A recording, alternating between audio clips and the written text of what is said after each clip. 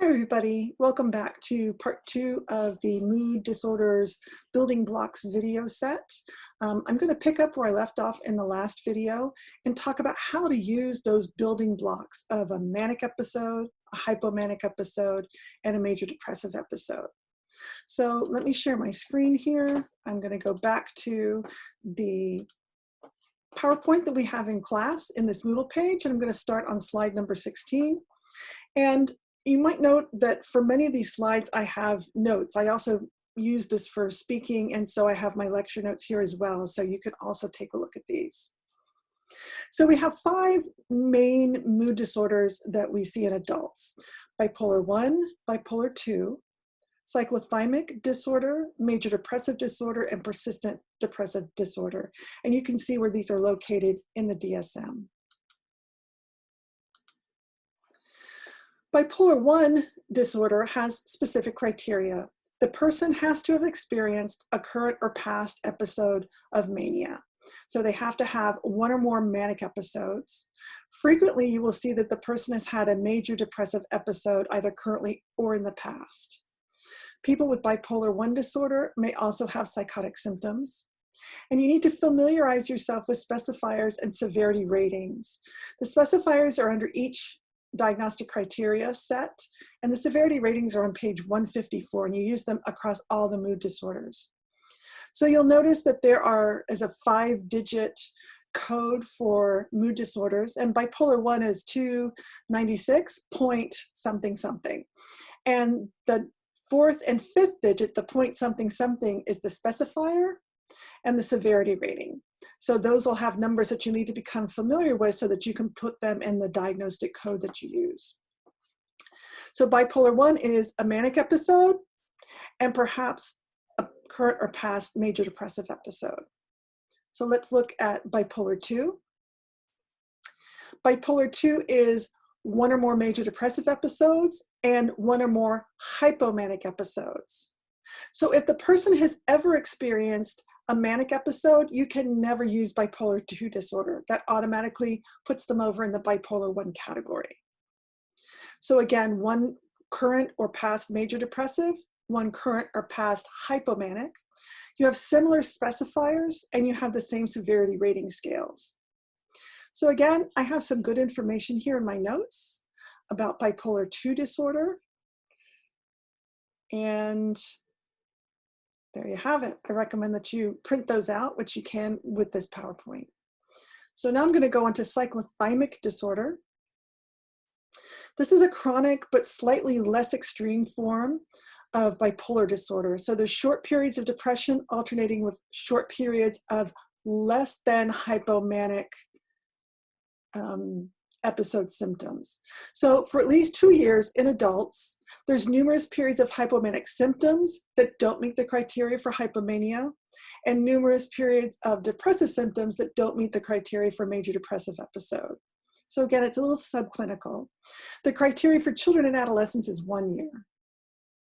So in terms of when the symptoms need to be present and how long they can be absent over that 2 years, is that they have to be present half the time. And the person can only have a period of 2 months or less in which there's been remission of the symptoms. So if they've experienced a remission of symptoms for longer than 2 months, you can't use this diagnosis. So again, another rule out for this diagnosis is if the person has ever experienced a major depressive episode, a manic episode, or a hypomanic episode, you never use cyclothymia. So this diagnosis is ruled out for them forever if they've ever experienced one of those episodes. So it's a little tricky. You don't see many people with cyclothymic disorder diagnoses, but it's there if you need it. So moving on to major depressive disorder, the person has to meet the criteria for a major depressive episode, plus the occurrence is not better accounted for by these other diagnoses, and they can never have had a manic or a hypomanic episode. If they do, then you go over to the bipolar 1 or 2 section. Now, some people have manic-like episodes when they're intoxicated, or they might have it from the effects of a medication, or even from a particular health disorder, which is why it's really important for the person for whom you're using a mood disorder diagnosis has already seen their primary care physician or nurse practitioner to make sure that any medical condition has been ruled out. Now, there's a disorder similar to cyclothymia, is called persistent depressive disorder. It used to be called dysthymia, but they've changed it to a more useful, user-friendly name. It has a chronic course and is not thought to be as severe as major depressive disorder, but it frequently has the same consequences. In children, it differs, the presentation differs than it does from adults. Children tend to be more irritable than depressed. You can see agitation, pessimism, and low self-esteem in children, impaired school and social functioning, but the duration is only 1 year. In adults, the diagnosis, and adults and children, the diagnosis can be shifted to major depressive disorder if that criteria is met.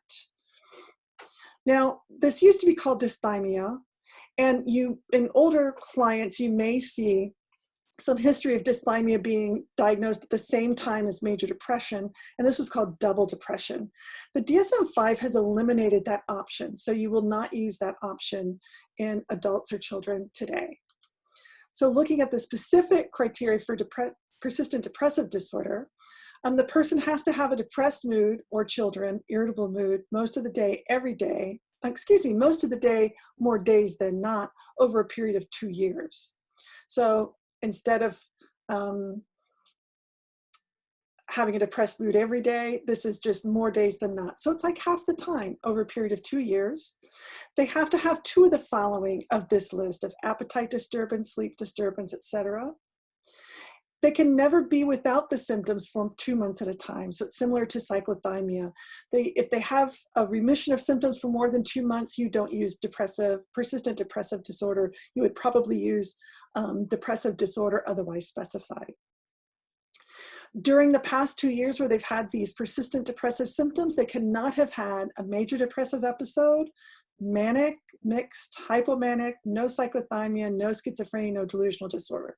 So if they've had any of those, you have to go over to those disorders and see if they meet the criteria for those disorders. And there's significant distress in social and occupational functioning. So let's go back to the case of Beth and look at how we put together a diagnosis. So here are her symptoms. These were direct observation or client report. And she had it for 8 days duration, so met the minimum criteria for a manic episode. It had impaired functioning, and there was no medical condition or substance use. So an episode, she has a current manic episode, it's very clear, and she has history of having 1 major depressive episode. So we go to bipolar 1, which is manic episodes. My bipolar 1 disorder, most recent episode is manic with moderate severity. So that's how you put together building blocks of disorders. You can also look at how to put together building blocks of depressive disorders, and I've included some client case studies for you so that you can do that. So use the diagnostic worksheet that I provided and try to put together a diagnosis for any of the case studies I've included, or for one of the clients that you may have seen or may be seeing at the present time. So that's the end of the videos on how to use and build the building blocks of mood disorders, and hopefully this has been helpful for you in putting together these diagnoses.